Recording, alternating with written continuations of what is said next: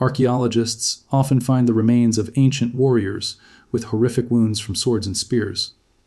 But what if I told you?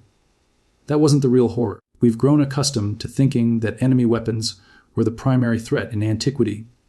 But the shocking reality of the Roman army's long campaigns was far more terrifying, far more brutal, and far more silent. Often, the real killer of legionaries was simply a winter sleep. On the freezing, merciless ground, the Roman army spent enormous resources on logistics in equipping its soldiers. However, when temperatures dropped below freezing, even this advanced military machine began to falter. A modern person would hardly survive even a couple of nights in such conditions. Yet, the Romans didn't just survive in that icy hell. They dominated, they conquered, they won. Today, you're about to discover something chilling. We'll talk about how sleep itself turned into a form of torture. You'll learn why a shield was more important than a mattress, and how a simple campfire could become a death sentence. It sounds insane, but this is exactly how one of the greatest empires in history was built. Let's uncover the brutal, untold truth about the winter sleep of an ordinary Roman soldier. Imagine a typical war hundreds of years before our era. The first snow falls, and armies literally disappear, retreating to safety. Fighting in winter was considered pure suicide, even for the fiercest tribes. But the Romans, they broke every rule. They believed weakness was a choice. Why did heavy military campaigns continue even in the bitterest cold? Roman generals realized one brutally clever thing. If the enemy thinks you won't attack, that's exactly when you strike. Winter became their deadliest weapon. The barbarians relaxed unguarded, confident that nature itself would protect them. And then suddenly, on the horizon, appeared frozen, exhausted, but terrifyingly determined men. The surprise was devastating. Modern armies use snowmobiles and heated helicopters. The Romans had none of that. Only their feet, their discipline, and their unstoppable endurance. Marching knee-deep in snow drained insane amounts of energy. Legionaries often burned more strength fighting the cold than fighting the enemy itself. Commanders knew the risks.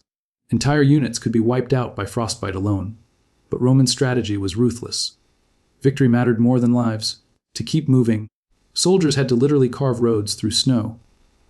Engineering units worked for hours clearing paths, while freezing winds cut through their bodies. And after that, they still had to fight. Supply wagons got stuck. Animals died. Soldiers carried everything themselves up to 40 kilograms. Imagine that. Modern hikers complain about 15 kg backpacks with high-tech gear. A Roman carried armor, weapons, food, and camp equipment while wearing sandals. Yes, sandals. Caligae perfect for dry terrain, turned into instruments of torture in snow and ice. Soldiers stuffed them with wool and straw just to avoid freezing. This was survival, not comfort. This was war against nature itself, and the Romans mastered it. After marching 30 kilometers in freezing winds, completely exhausted, starving, and in pain, a modern human would collapse into a warm bed. A Roman soldier. He collapsed onto frozen earth. Leather tents were heavy and often froze solid. Even when set up, they barely protected against the deadly cold rising from the ground. Because here's the real danger. The ground steals your heat faster than the air. This is called conductive heat loss. The body warms the ground, but the ground never warms back. It just drains you until you die. Romans didn't know the science, but they knew the outcome. Death. So they adapted. Branches, leaves, even thorny bushes became insulation. A thin layer between life and death. Sleep wasn't rest anymore. It was a nightly battle. Constant shivering, painful cramps, endless waking. By morning, their bodies were broken, joints screaming in pain. And yet, they stood up, grabbed their shields, and marched to war again. Exhaustion built up day after day. Eventually, soldiers stopped thinking. They moved on pure instinct. Some simply collapsed, never to rise again. Modern science shows sleep deprivation is like being drunk. Now imagine an entire army, exhausted, freezing, barely conscious, still fighting, and somehow winning. Discipline was the only thing holding everything together. Centurions forced soldiers to wake up, sometimes violently, because sleeping too long meant death. Brutal, but necessary, because in that freezing darkness, giving up meant dying. Now here's where it gets even more intense. A Roman soldier didn't have modern winter gear. No insulated jackets, no sleeping bags. His only protection, a simple wool cloak called the sagum. It looked ordinary, but it was life-saving. Wool retains heat even when wet. This ancient material became their shield against death itself. The sagum was soaked in animal fat to make it waterproof. It smelled horrible, but it worked. At night, soldiers wrapped themselves tightly in it, creating a desperate cocoon of warmth. But it wasn't enough. Their legs often remained exposed to freezing air, so they curled into tight positions just to survive. Sleep was short, broken, painful. Sometimes the cloak froze to the ground. In the morning they had to rip it free. If it tore, that could mean death. That's why soldiers valued their cloaks more than their weapons. Because a sword wins battles, but a cloak keeps you alive. Then came the shield, the legendary scutum. By day it blocked weapons. By night it became a bed. Wood insulated better than frozen earth. Soldiers slept on their shields, avoiding deadly heat loss.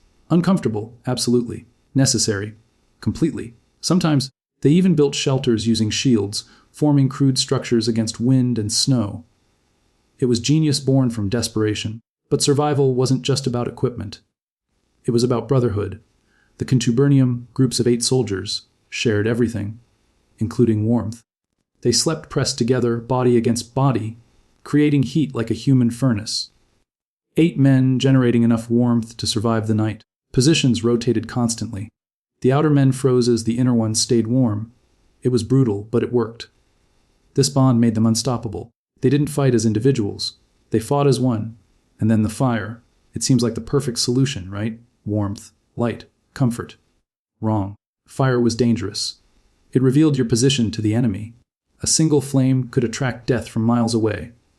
That's why fires were often forbidden. Soldiers had to eat cold food, sleep freezing, all to stay hidden. If fires were allowed, they were carefully hidden in pits, reducing visibility. Even then, it was risky. Too close and you could burn. Too far and you froze. Survival became a deadly balance. And the worst part, night watch, standing still in freezing winds, unable to move, for hours. Roman nights were divided into shifts. Guards relied on water clocks or stars to measure time, falling asleep on duty. Unforgivable, punishable by death, often carried out by fellow soldiers, because one mistake could destroy the entire army. To stay awake, soldiers did extreme things, biting their lips, rubbing snow on their faces. Some even stabbed themselves just to stay conscious. Pain was better than death. And all this, before battle even began. They entered combat already exhausted, freezing, barely functional. But still they fought. Still they won, because the Roman army wasn't built on comfort. It was built on endurance, on discipline, on suffering. Their greatest enemy wasn't always the enemy. It was the cold, the exhaustion, the endless nights without sleep. And yet, they endured what would break any modern army. They slept in mud, in snow, on wood, in iron armor. They froze, starved, suffered. But they never stopped. Because in the end, victory doesn't belong to the strongest. It belongs to the one who can suffer the longest. And that is how Rome conquered the world.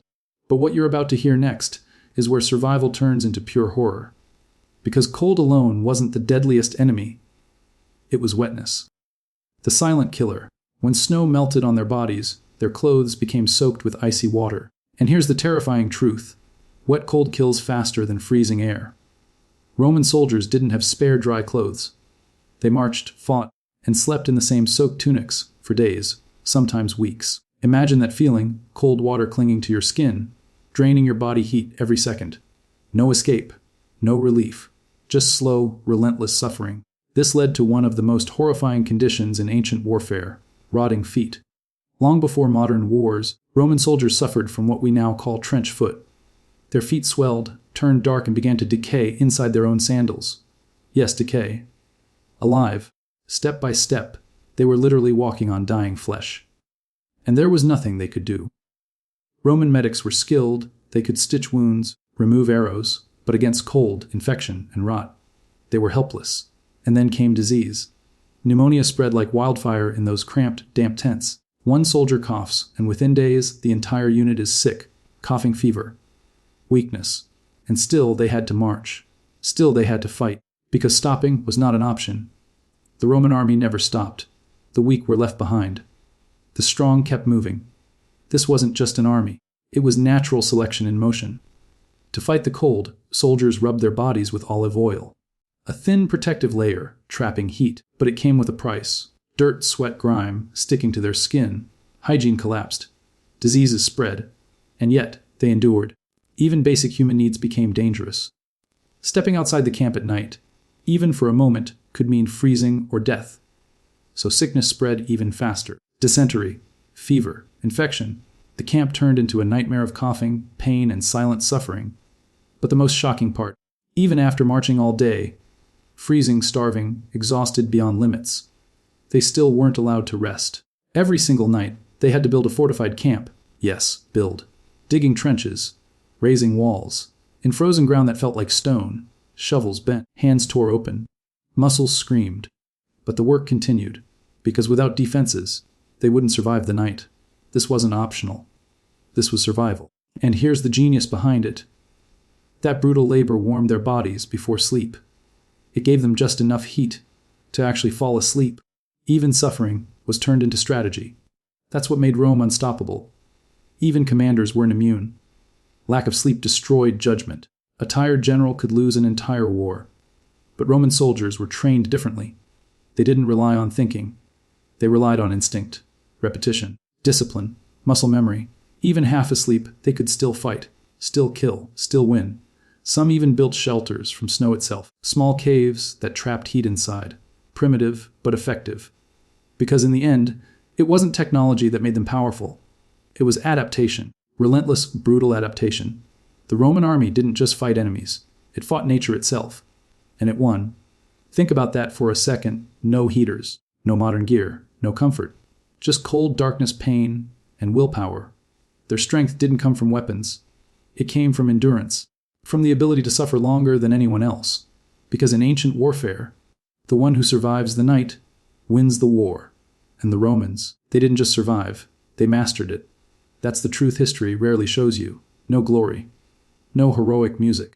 Just freezing men, lying in the dirt, praying to see the sunrise. And when they did, they stood up, picked up their weapons, and conquered the world.